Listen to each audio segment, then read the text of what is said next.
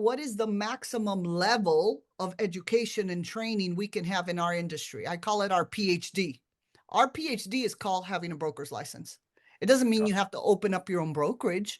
It doesn't mean you have to do your own thing, but it does mean that I want to promote you being the very best and having the highest level of education in our world.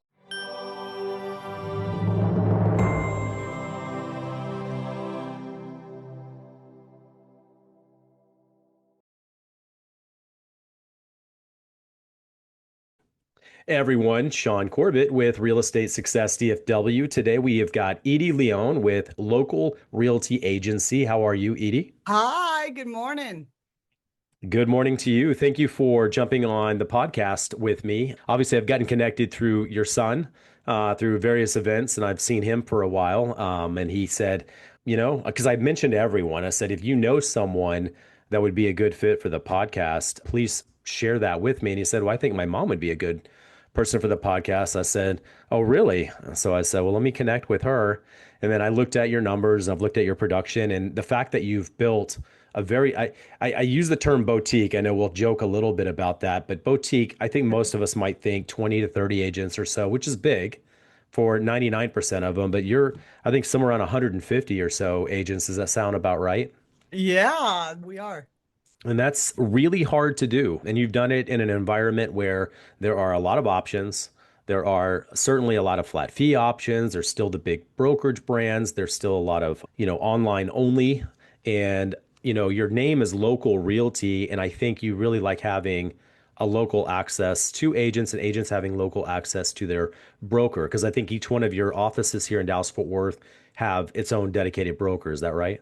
Yeah, yeah. So that's been a big deal. Just giving the brand of being the local agent, the local expert, not just, and being a local broker. So we tapped onto that whole movement of go local and buy local and serve local. And it's paid off because people show up to get that cheers feeling where everybody knows Yeah. your name, Yeah. and we remember people's names and we know their faces. So it's been a blessing. Yeah.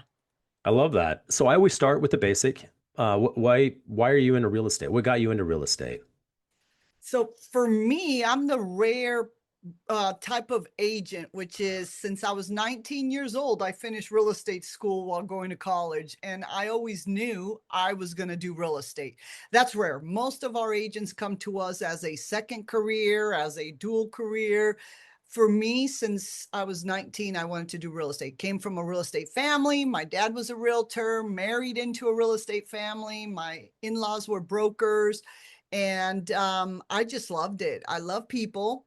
I love networking. I love partying. I love socializing. I love all the things that make real estate agents great. And that's really was my journey, that I wanted freedom. I never wanted to have a boss. I never wanted to ask permission to take the day off because I'm sick, or ask permission to somebody, can I have a vacation? Please, I really need a break this week. So I saw people with real jobs, and we joke around this, about real jobs, people with 9 to 5 real jobs. And I was like, I want to be there for my kids. I want to be able to have freedom to help people, to serve. And everything I've done in my business has been to continue to be free, to make the money I want. I can make as much as I want, or I can make as little as I want, which is also a gift too, and a curse. And we're going to dig into agents' mindset and the gift of making as much as you want, or the gift of going broke. We have both Sure, of those gifts. we I do. chose the Yeah. latter. Yeah. And there's a whole lot of things that if we don't take care of, we certainly would be on the broke aspect. And most agents don't make it, unfortunately. So that's a big, part of why I do these podcasts is because I want to share success stories and help other agents see the opportunities and things they can do. For you, you could have been independent. You could have stayed working for another brokerage. You could have built a team, but you chose not to do any of those. You chose to actually start a brokerage and add agents. What are you in your fifth year? About how long you been doing it? Yeah, for this Yeah, part. so official brokerage, this is our 5th year that I started. I got my real estate license and just made a commitment to step out of a system. I call it a system because our real estate friends are all family. We're all friends. But to me, a certain system started to evolve in our industry. And since I've been in it for 20 years in Texas, but since I was 19 in California, so I've seen the evolvement of our real estate industry change. A lot of positive technology, right? And training and coaching. But then there's been certain things that I could no longer align with. So I felt like real estate brokerages had lost their broker. For example, everybody says, oh, my brokerage, yet what is made up inside a brokerage anymore? There's a lot of coaches and mentors and team leaders and managers and recruiters and more recruiters and more recruiters, right? And the brokers have become MIA. The brokers are like, oh, my broker is somewhere in another state, or, oh, I never see my broker, or I don't have access to my broker. So I feel like our industry had shifted a bit from that connection that, according to Trek, a real estate brokerage is pretty simple. It's a broker of record and their agents. That's it, right? That's the basics. Yet I saw this was our industry, a broker of record, they're MIA. And then there's all these people. And then there's you, the agent. And you have no access to that broker of record, rarely. Like it's almost like the broker of record is the Pope. Oh no, you don't call the Pope. Unless you're in legal issue, you don't talk to your broker, right? And I just wasn't comfortable with that. I felt like, man, this is a great time for me to come in and do the complete opposite of what everybody else is doing. So everybody was going virtual, I went in person. Everybody else was going, oh, digital training and watch videos, and all the agents are like, oh, go to this channel, watch this video, do this, but there's no broker. So I went the complete opposite. We're going to go in person. We're going to go brick and mortar. We're going to do more face to face. We're going to do more accountability. We're going to do more support. Not to say that I don't use all those other tools, because we have videos, we have Zooms, we have online training, we have all those things, but those things are supportive roles. They're not the main role. The main role is the role in my world. The main role is the relationship between your broker of record and you as a licensee. And I take that responsibility very serious. Like my license is tied to your license. The Sure. mentor's license is not tied to your license. Your coach's license is not tied. Your office manager is not tied. No, there's only two people that are tied together, which is a broker and their agents. And I'm passionate about that. So I'm not for everybody, but I attract the people that are out there feeling lost, meaning don't know where to go, how to ask questions, and they're writing those deals, and they're struggling with the deal, and they really don't know who to trust for the right answers. So I feel like we came in at the perfect time, and we're just taking territory because there's a hunger for what we're offering in our Sure. industry. Yeah, and there's been some, as we can obviously tell, there's been massive swings on the way that a lot of this has been approached. I almost feel like I go back about late 90s, early 2000s with the internet coming online, affecting the way buyers and sellers approach real estate and started detaching them from agents and started getting a lot of the information themselves. And then you have the big box stores, as they would say, or the big box brokerages, they would be kind of the call center of the area. Everyone would come into the office. They would have 400 and 500 people in one small area they all work in, which created a lot of competition, not collaboration, you know. And I started thinking the psychology of a lot of this. A lot of agents don't share and teach and help others because they're in a culture of competition. And the Yeah, reality is, you know, you and I, when we talked on the phone, you know, no matter what, Edie, you could teach me everything you're doing. I'm never going to be you.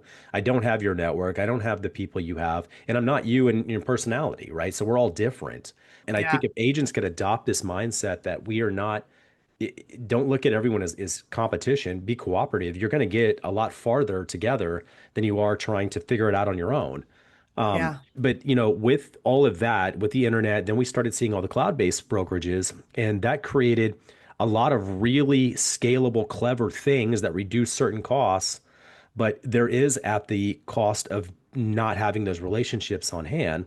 And Hmm. I think you coming back and saying, "Hey, we need to bring back relationships because your clients are not shouldn't be just transactional, they should be relational." Well, so should your relationship with the staff and the broker and people within the office. I want to know you, not just Yeah. go follow this 10-step plan and then call me with questions. I want to be there while you're doing the 10-step plan, or whatever it is. That definitely is a different approach to it. I think it was my vision. Most people have a mission, a vision, and that you just nailed it. So my mission was to go back to the fundamentals of what a real estate brokerage is and go back to the basics of what the traditional role of a real estate broker has been throughout our history in our industry. And the agents, guess what? We are people-oriented people. So you can put maybe IT guys online, virtual. They thrive. They love it. They don't want to see anybody. They don't want to talk to anybody. They're happy in that world. But you put animals like us, realtors, who are social, who need that interaction. You put that group of people in an energy of isolation, self-learning, self-taught, yeah, on demand, all fantastic, right? But you're still alone and you're in an island by yourself. And that sense of not having a community was what I wanted to bring back. Because, man, is our real estate community not the best community in the world? Realtors are the best people in the world. And we deserve more than to be lost, alone, virtual. No, we need a place to go. We need people to connect with. And yeah, and legal support, true legal support from the person who legally is responsible for you. You don't just send an email or wait for the 800 number, for them to take care of your legal issues. That's not sufficient enough? Nope, they got speed dial. They got speed dial. And what's interesting is our brokerage of 150 agents or so. We've got one, two, three, four, five brokers. So it's not just the Edie Leon show. And oh, well, if Edie's on vacation, we're all out of luck. No, we've got five brokers in all our different locations who are there to answer broker to agent questions. So our compliance goes through brokers. Our contract to close reviews goes through brokers. Our answers goes through brokers. Our training once a week is taught by a different broker every single week, going through contracts. So I've kind of have eliminated the problem which Trek thought to fix. So Trek, because they saw this was happening, they created a world where, okay, there's one broker for 4,000 agents. That doesn't work. So here's what we're going to do. We're going to allow you to have overseers or mentors or leaders, No. but there's got to be somebody, because if your broker is gone, there's got to be someone else. So I've gone back and said, no, no, no, no, no. I'm going to build up brokers. Okay. And I'm going to keep this world and elevate our level of expertise. So in my world, my real estate agents are constantly encouraged to get their broker's license, not because they're going to leave me, not because they're going to become competitions, but because they see the value. Our leadership growth path in our world is not build a team or be a mentor or just do this, which is all great. Nothing wrong with that. But what is the maximum level of education and training we can have in our industry? I call it our PhD. Our PhD is called having a broker's license. It doesn't mean you have to open up your own brokerage. It doesn't mean you have to, do your own thing, but it does mean that I want to promote you being the very best and having the highest level of education in our world. I'm not threatened by that. Okay. Let's talk about, I appreciate the hands-on from the broker. We all have agents in our office, and agents in general, last couple of years, I know, struggle. What is some things that I know specifically one of the things you like to focus on is looking at agents where they are and where they want to go to and how do we bridge that gap? What do we do? So talk a little bit about agents that struggle and maybe some tips and things that you have for them. Yeah, yeah. So I have spent about 15 years of my 20 years in Texas coaching and training agents. This was before I was a leader. I've always had a heart for coaching, mentoring, training. And here's the thing that I have learned throughout the years. I could teach a class and I'm in front of a room of agents and I'm giving them the same information, yet they all are learning, but they're not taking action. I feel like there's this world that we live in that it's all about education, and realtors think the more I know, I need to know more. If I just learn more, and they're stuck in training and education, and there's no action or implementation.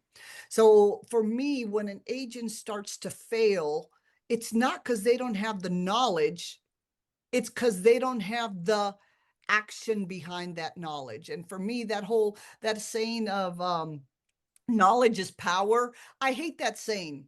That's the biggest bunch of baloney. Whoever invented that is crazy. Knowledge is the potential for power.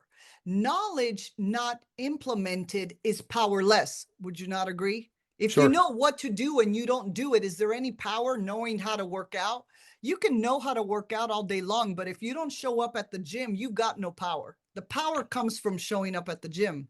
So for me, agents who get stuck in, I don't know enough, I don't know enough, if I just learn, those are the ones that I see fail the most. Sure. The agents that thrive are the ones that are wild, they're insane. They know nothing, but they jump out and just do it. I don't need to study 2 years to learn how to make a phone call to a for sale by owner. That's ridiculous, right? In the world that I grew up in, there was no coaching, there was no training. You would just be like, oh, you need a listing today? Go knock on a door. Oh, you need a listing today? Go call some friends, call some Facebooks, call expires. But now we have more training than ever. We have more coaching than ever, yet the agents are, I feel, the least successful by volume. Okay, that 70% of realtors last year, according to NAR, did not close one deal. How is it that 70% of real estate agents in 2025 did not even close one deal? Whoosh. It's astronomical. It's not because they didn't have knowledge.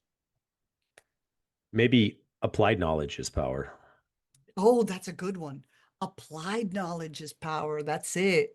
That's it. So how do I approach that situation is I take it from a classroom setting to a Work individual accountability, like a workshop.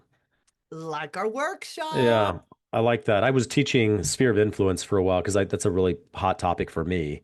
And when I did it, and I moved from just training and giving them information to, well, this is going to be a workshop. We're going to actually get out our phones. I'm going to show you how to take your people in your phone and how we're going to categorize them, and then how we're going to regularly connect with them and write out a plan. You know, that it does change the results. And now people are actually successful going to the training instead of just gaining more information.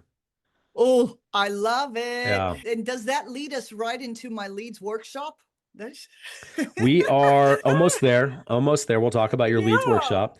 So I want to finish because we've talked a little bit about because there's a lot of options for agents and where they can go. They can work in a much more local focused local office. They can work in big box. They can work in online. And I ran a brokerage for about 10 years, and I can't tell you the amount of people, no matter what I offered or what the split was, they're still going to find a bigger, better deal. And at that time, it was about the time where the large flat fee offers were being made to everyone. And they Mhm. said, well, I don't call the broker anymore because at the time, of course, I was the broker owner.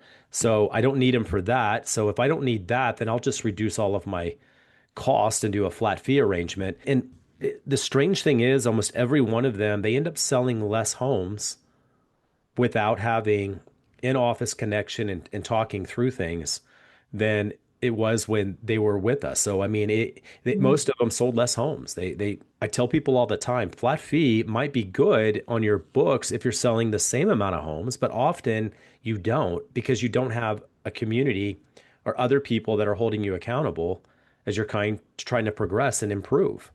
So mm, talk about what sets a small brokerage apart. I think that might give people a better idea of the differences. Because we may have talked through a lot of these things, but if you had anything else, that would be yeah. helpful. Yeah, no, you just nailed it. That sometimes getting a great deal at the demise of your energy, your state, your motivation, your accountability no longer becomes a great deal because you will end up, there's very few people that actually can thrive in isolation without support, without motivation, without that feedback, the masterminds, the energy, the ideas, the collaboration. There's very small percentage. I haven't met that person yet. That's rare. Okay, that they're in real estate. So I think the idea of saving money in order, and when you save money, you're going to make more money. For us as realtors, I haven't seen it yet. I usually see my top producers and any top producer because I coach brokers, I coach brokerages, not just my own. And then I coach real estate agents, not just realtors from local realty, but from all over. And they all have one thing in common. They know you got to pay to play. And by pay to play, and it not doesn't mean broker splits. It means coaching, seminars, true designations, certifications. It costs money to be the best. You can be at junior college and pay junior college tuition, and you're going to come out of junior college with a junior college job.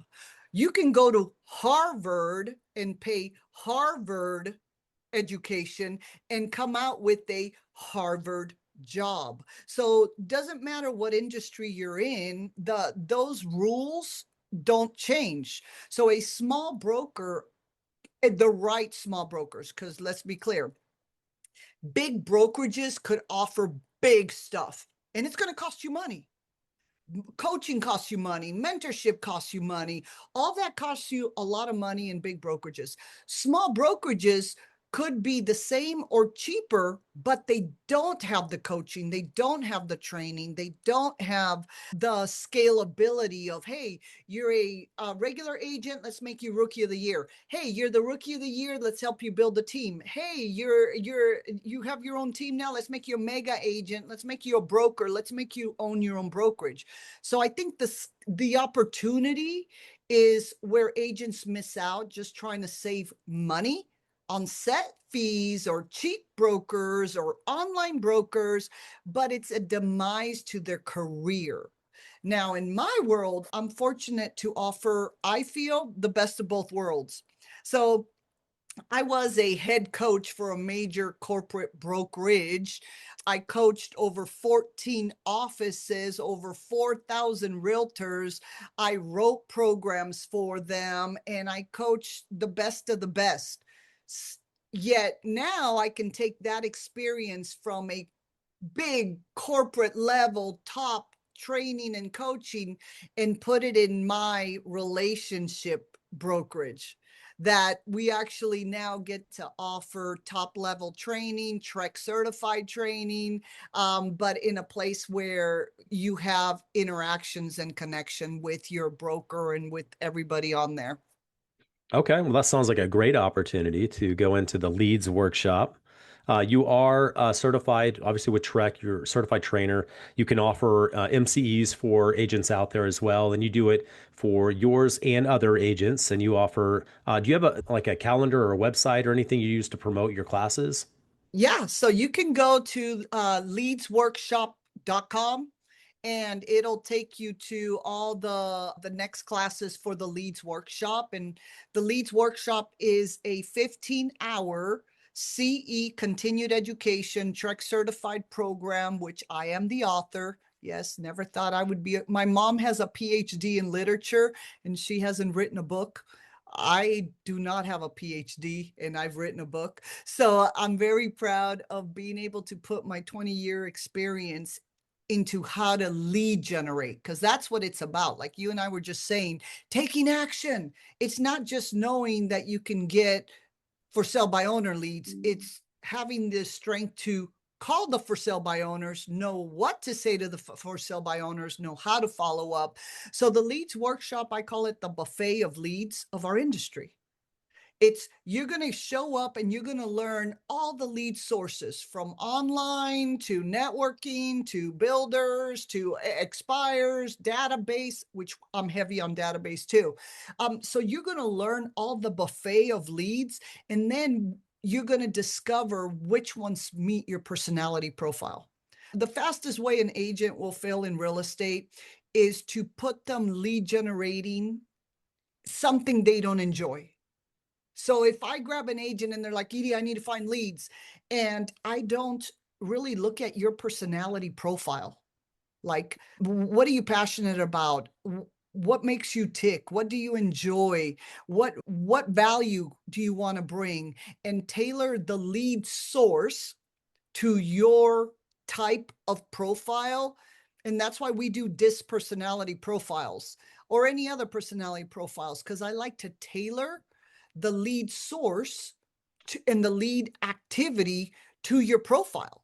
You could be the most boring, quiet, shy person and kill it at real estate. People are like, what? But then you're not a salesperson. If you choose the correct lead sources, you could kill it, because it's if you are great at follow up, systems, organization, drip campaigns, marketing, like you could be behind a computer making millions of dollars and never see a human in your life. Would you not agree? We could do that. Those are lead sources. Sure. That's not for And then everyone. Yeah. And not it's everyone. I always think about, where do you get energy from? Do you get energy from other people, or do they take energy from you? That's sometimes even a basic level of thinking. How do you interact with others? Most of us can gain energy from others, but maybe they don't gain energy from lots of people. So they're not really extroverted, but they like the one on one, which is, I think, more of where I'm at. I've done a lot of public speaking and things, but I get a lot more energy. Just one person, let's dive in, let's have some in-depth conversation, and let's mm, grow. That gives me energy for sure. I love it. So you just said it right there. So I think a lot of people, realtors, go to classes, but nobody has ever sat down with them one on one to say, who are you? What gives you energy? And then let's find the lead sources that you can actually go out and not get burned out and continue to fuel your momentum and every day get up and do it. Because if you don't get up and do it, whether it's making calls or meeting people or generating the leads, you're just not going to have a business. Yeah, the leads workshop is great. It's open to all realtors because it's a Trek certified course. And I love to see just all the agents from different brokerages. We all struggle in exactly the same way. It's how do I wake up today and find that deal? That's the reality of what we do every day. We wake up thinking, where's my paycheck this day? How am I going to get paid today? I love it. So you're on all the social media. I'm sure you're on Instagram, Facebook, Mm-hmm. local_realty_agency. That is Mm-hmm. your handle for all those. And you post I most things, I think, related to your agency and the things you're doing there. As far as the Trek certified class, the leads workshop, where do you normally teach that? So I'll do it on Zoom because I have agents from all over Texas and all brokerages take it. So I'll do Zoom, and then every once in a while, usually once or twice a year, I'll do it in person. Sometimes on the Fort Worth side, sometimes on the Dallas side. So when you sign up online, you can say, do you want it in person or do you prefer on Zoom? And believe it or not, you can have a lot of energy in a Zoom class and have the accountability behind the program too. I prefer in person. I usually try and teach it every 6 weeks. So every close to 2 months is when we teach it. Well, very cool. Anything else that you would like to share before we end the podcast today?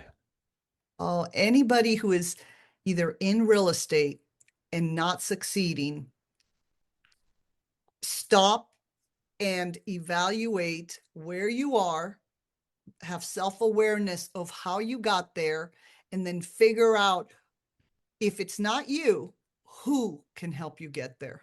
Whether it's someone like you, someone like me, a friend, somebody else that can actually see where you are and help you get to the next level, because success usually doesn't happen alone.